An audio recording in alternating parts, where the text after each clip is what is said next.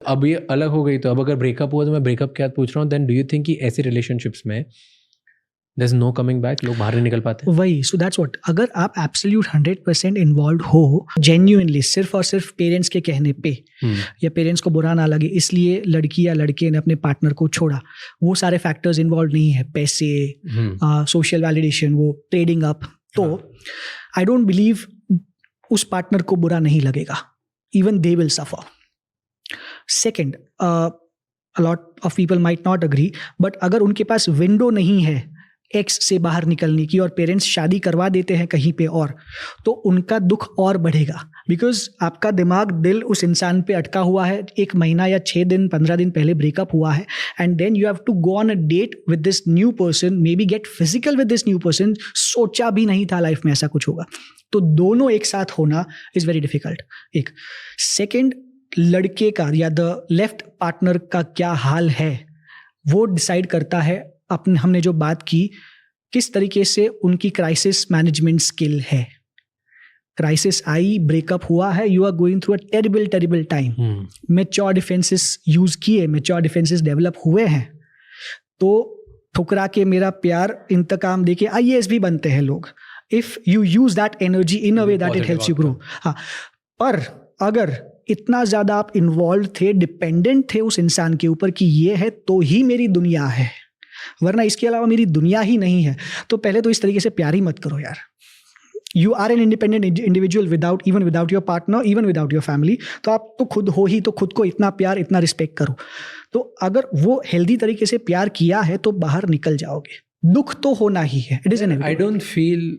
I genuinely believe in this theory, क्योंकि मैं अभी तक किसी इंसान से मिला नहीं हूँ ऐसे. आप जो बोलते हो ना, बहुत सारे डॉक्टर्स, साइकोलॉजिस्ट और सब, हम लोग भी बात करते हैं, यंग लोग भी बात करते हैं, एवरीबडी टॉक्स अबाउट इट कि इंडिपेंडेंट होना चाहिए रिलेशनशिप में. बट रिलेशनशिप जितनी लंबी होती जाती है ना, you get dependent. It's next to impossible कि आप एक रिलेशनशिप में इंडिपेंडेंट रहते हो. आप डिपेंडेंट बन ही जाते हो. 1 साल में नहीं होगे, 2 साल में नहीं होगे, 5 साल में नहीं होगे, 10 साल में हो जाओगे. कुछ ना कुछ फैक्टर्स आपकी लाइफ के होंगे जो उस इंसान के अराउंड ही रिवॉल्व करेंगे, एंड अगर वो इंसान आपकी लाइफ से जाएगा तो it will be a terrible loss. तब आपको आपकी इंडिविजुअल आइडेंटिटी भी खत्म हो जाएगी, आपके लाइफ के जो डिपेंडेंट पार्ट्स थे वो भी खत्म हो जाएंगे, तो it will be a major loss. तो ये इस तरीके का प्यार मत करो. I don't think it's right, because ये हो ही जाता है in long term. So you are getting confuse between emotional dependence and absolute 100% dependence, इतना ज़्यादा कि वो नहीं है तो मैं हूँ, मेरा एग्जिस्टेंस ही नहीं है. अगर वो लेवल का है तो फिर आप साइकोलॉजिकली ख़त्म होके बर्बाद हो जाओगे. पहले से अगर दिमाग में खुद की आइडेंटिटी अलग है, सी, बिना इमोशनल डिपेंडेंस के रिलेशनशिप बनेगा नहीं. You ought to be emotionally dependent, इसलिए you are going to feel terrible. 6-8 महीने, साल, 2 साल बहुत खराब जाएंगे, बट क्योंकि you have somewhere in your mind an image about your self that will be careful about its own self. मुझे खुद का तो ख्याल रखना है यार, खाना तो पड़ेगा यार. मुझे बचपन में वो बनना था तो ये करता हूँ, कोशिश तो करता हूँ, उठ के थोड़ा सा जाके एक्सरसाइज करने की कोशिश करता हूँ. मैं करता हूँ मेरे खुद के लिए. थोड़ा सा जो होगा तो धीरे धीरे बाहर आएगा, जो आपको बचा लेगा. खुद ही खुद को बचा लोगे. पर अगर इतना ज़्यादा इन्वॉल्व हो गए हो, जिद है, प्यार है, जो भी नाम दे दो, कि उसके अलावा मेरी दुनिया ही नहीं है, तो फिर बर्बाद हो गए. तो यू बिलीव कि हार्ट ब्रेक के बाद लोग बर्बाद हो जाते हैं? हाँ, एंड आई ऑल्सो बिलीव कि बर्बाद होने के बाद खतरनाक ग्रो भी करते हैं, because so many of these people use this trauma for their self growth unconsciously. of course, ऐसा प्लान नहीं है कि IAS बनना ही है, बट वो इतनी सारी एनर्जी बिल्डअप होगी इनिशियली, शॉक ट्रॉमा की वजह से आप बेड रिडन हो, मान लो 1-2 महीने तक घर से भी बाहर नहीं निकले, फिर थोड़ी एनर्जी आएगी, थोड़ा सा एक आध सिप चाय पी ली, 10-15 किलो वजन कम हो गया, फिर धीरे धीरे रिकवर हो रहे हो. जल्दबाजी नहीं करो, पर रिकवर हो गए. What percentage do you think लोग जो डिपेंडेंट होते हैं एक पार्टनर पे और फिर हार्ट ब्रेक हो जाता है, जिनका ऐसा लगता है कि अब तो दुनिया ही ख़त्म हो गई एंड उनकी अब कोई इंडिविजुअल आइडेंटिटी नहीं है, इनमें से कितने % लोग हैं जो अपनी लाइफ टर्न अराउंड कर लेते हैं उस ट्रॉमा को यूज़ करके कि एक दिन, 6 महीने, साल, 2 साल बाद की now I will be really really good for life, और बहुत अच्छे बन जाते हैं, वर्सेस कितने लोग हैं जो ख़त्म हो जाते हैं, देन उनके पास कोई ऑप्शन नहीं होता, दे नेवर कम बैक. उनकी लाइफ में वो इमोशनली ऑफ हो जाते हैं, या they lead toward psychological problems, या पिल्स एडिक्टिव हो जाते हैं, स्लीपिंग प्रॉब्लम्स हो जाते हैं, या इवेंचुअल इफ डेथ या साइकोलॉजिकल डिसऑर्डर की बात ही कर लो, वो हो जाता है. What is the percentage between two cases? So अगर 100% एब्सोल्यूट डिपेंडेंट हो, मतलब ये the state of mind which believes कि मैं पैदा ही हुआ हूँ इस इंसान से प्यार करने के लिए, ये नहीं है तो मैं नहीं हूँ, वो लोग डिनाइल में ही रहते हैं, नहीं बाहर आ पाते, बिकॉज उनका the concept of relationship is a little bad, wrong, कि भाई that's not how you have a relationship. But the rest of the people, all of them get out of it. अगर उनके दिमाग में फैमिली है, उनका profession है, उनको जॉब जाने का डर है, उनको EMI का डर है, तो मतलब ये सारी चीज़ें इंपॉर्टेंट है. मेरी तबीयत खराब होने का मुझे डर है, तो मैं फिर इवेंचुअली खुद का ख्याल रखूंगा, तो मैं बाहर आ जाऊंगा. No, जैसे I'll give you an example.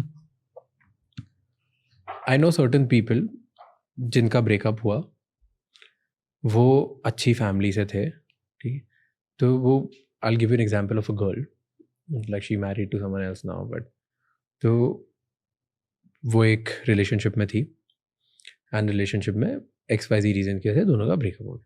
पर लड़की कोई जॉब नहीं करती थी, कुछ भी नहीं करती थी, वो फुल्ली इन्वॉल्व थी लड़के के साथ ही, क्योंकि अच्छी फैमिली से आते थे, पैसे वाले थे, लड़का प्रोवाइड करता था, फैमिली प्रोवाइड करती थी. This was a classic example कि वो बाद में मे बी वाइफ ही बनती या होम वाइफ बनती या उसके साथ ही ट्रैवल करती है, उसके काम में थोड़ा बहुत काम वाम करती, नथिंग एल्स.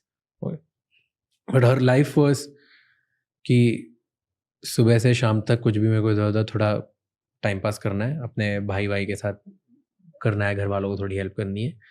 उसके बाद शाम को 6-7 बजे मेरा बॉयफ्रेंड फ्री होगा, हम मूवी पे जाएंगे, डेट पे जाएंगे, whatever they will do it, and that's for her life for 5-6 years.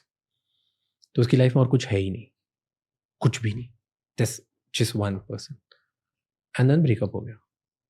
और इसलिए one day the guy feels like कि I am out of love, मेरे को नहीं हो रहा, वो मूव ऑन कर गया लाइफ में. तो इसकी तो पूरी लाइफ एंड हो गई, कुछ है ही नहीं इसके पास और करने के लिए, एंड वो इमोशनली ऑफ हो गई. तो अब उसके बाद उसकी स्लीपिंग पिल्स चालू हो गए, बिकॉज उसको स्लीप होने लग गया, उसको ट्रस्ट इश्यूज हो गए, वो अपने दोस्तों पे भी ट्रस्ट नहीं करती है. उसकी शादी हो गई कहीं और, बिकॉज 3 साल रहा ये सब बहुत ज़्यादा problem. 3 years later she is like fuck it, मेरे को जहाँ घर वाले शादी करा रहे हैं ये है वो कर ली. बट वो आज भी ऑफ है.